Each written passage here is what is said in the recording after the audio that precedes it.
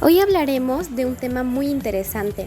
Hablaremos acerca de los 4 papas más importantes en la historia. Pero antes de empezar, ¿qué es un papa y qué función cumple? ¿Quién es el papa? El papa es considerado como el sumo pontífice romano, vicariato de Cristo, sucesor de San Pedro en el gobierno universal de la Iglesia Católica, de la cual es cabeza visible, y padre espiritual de todos los fieles. ¿Cuál es la función del papa? La función principal del Papa es liderar a la Iglesia Católica como su jefe supremo y pastor universal. Esto implica una serie de responsabilidades, tanto espirituales como de gobierno, que se centran en la preservación y enseñanza de la fe, la unidad de la Iglesia y la orientación moral de sus fieles. El Papa León I. El Papa León I, también conocido como León Magno, es una figura crucial en la historia de la Iglesia, por su defensa de la fe católica y su papel en la resolución de conflictos doctrinales y políticos. Su liderazgo en momentos críticos, como la defensa de Roma ante Atila y su influencia en el concilio de Calcedonia, lo consolidaron como una figura clave en la historia de la Iglesia. San Pedro, también conocido como Simón Pedro, fue uno de los discípulos más destacados de Jesús de Nazaret y, según la Iglesia Católica, el primer papa. Lideró la iglesia primitiva en Jerusalén y predicó el evangelio a los judíos. Obraba milagros y curaciones en nombre de Jesús, como la curación de un hombre cojo a las puertas del templo. Tomó decisiones importantes en la iglesia, como la admisión de los gentiles, o sea, los no judíos, en la comunidad cristiana. Se cree que fundó la iglesia de Antioquía y luego se trasladó a Roma, donde murió martirizado bajo el mandato de Nerón. Su importancia fue muy grande, ya que es considerado el primer papa de la Iglesia Católica, que se basa en las palabras de Jesús. Tú eres Pedro, y sobre esta piedra edificaré mi iglesia. Papa Juan Pablo II. El Papa Juan Pablo II nació el 18 de mayo de 1920 en Polonia. Fue ordenado sacerdote en 1946 y se convirtió en obispo de Cracovia en 1958.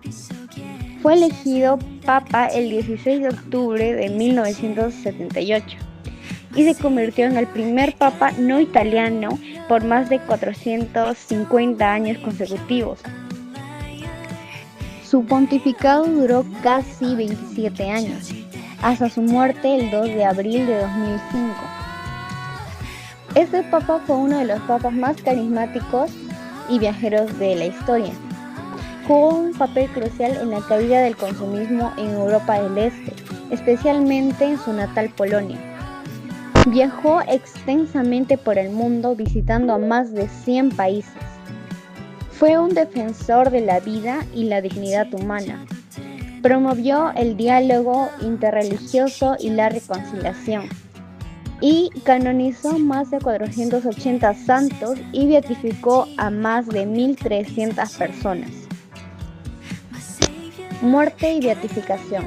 Juan Pablo II murió el 2 de abril de 2005, después de una larga lucha contra la enfermedad del Parkinson.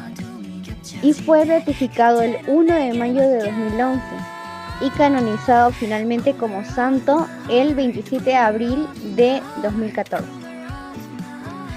A San Gregorio Magno, Papa Gregorio I, monje, místico y reformador, quien redefinió la figura del papado en el siglo VI al proclamarse siervo de los siervos de Dios. La nota distintiva de San Gregorio, a quien llamaron Magno, del latín magnus, grande, fue su sencillez, siendo cabeza de la Iglesia, y, por lo tanto, detentando un gran poder, se entendió a sí mismo como el humilde servidor de todos. Precisamente, en eso radica su grandeza.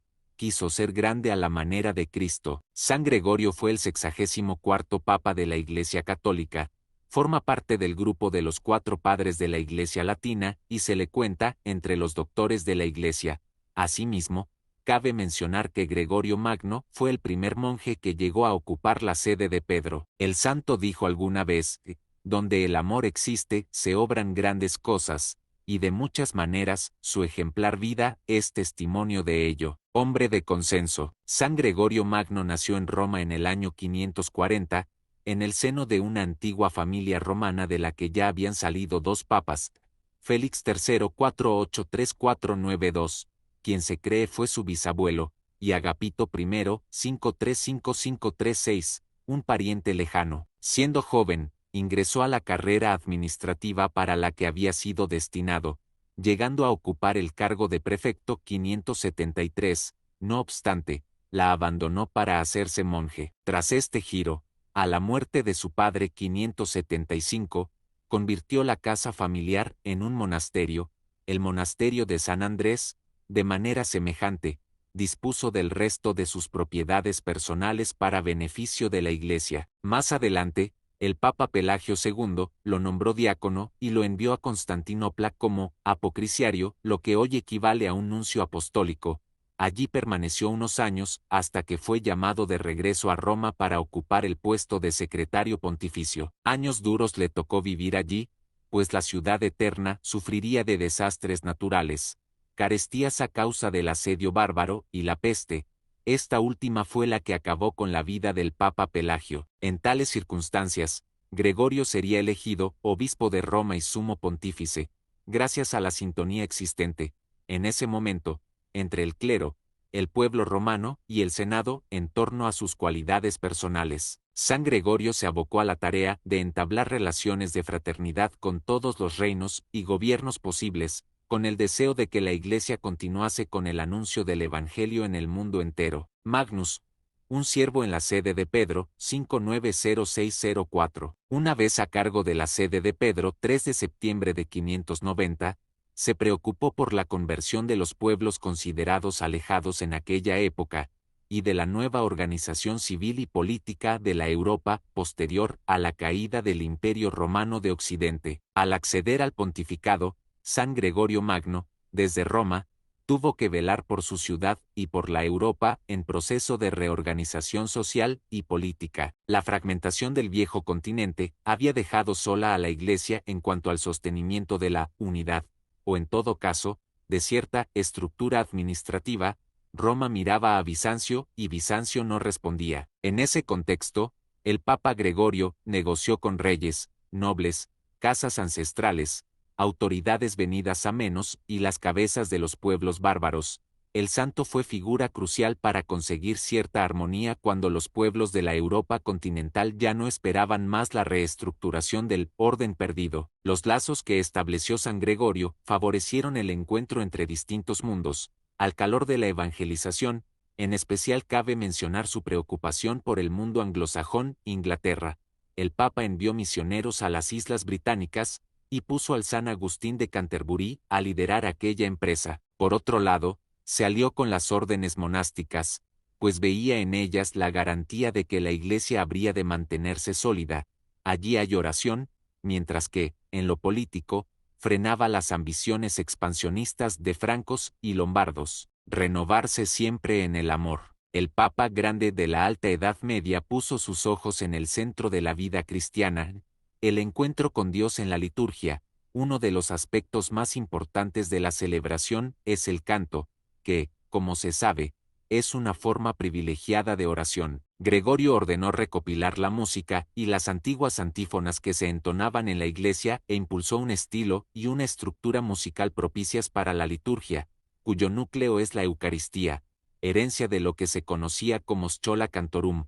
Así contribuyó a la evolución de lo que hoy llamamos, precisamente, canto gregoriano en su honor. En esta tarea, San Gregorio fue muy prolijo.